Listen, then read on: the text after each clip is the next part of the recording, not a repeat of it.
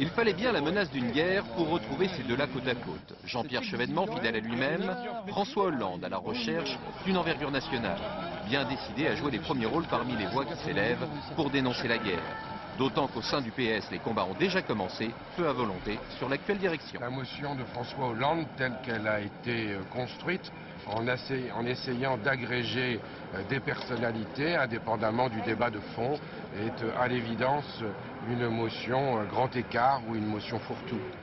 Nous avons vécu le 21 avril un grand ouragan.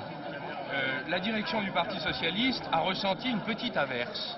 Du côté des amis, on n'est guère plus tendre. Quand Martine Aubry apporte son soutien à François Hollande, c'est d'abord pour rappeler que sans elle, la bataille n'était pas gagnée. Nous avions proposé à François de travailler pour enrichir le texte que nous trouvions, de la contribution de François Hollande, que nous trouvions insuffisamment marqué, avec insuffisamment d'arêtes et finalement manquant de force et ainsi de crédibilité.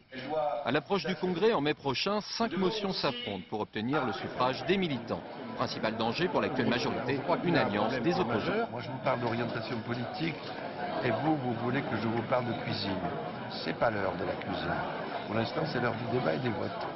Reste à François Hollande à démontrer non seulement sa capacité de maîtriser les ambitions personnelles de ses amis, mais surtout d'apparaître comme un réformateur crédible du Parti socialiste. Qui aura des répercussions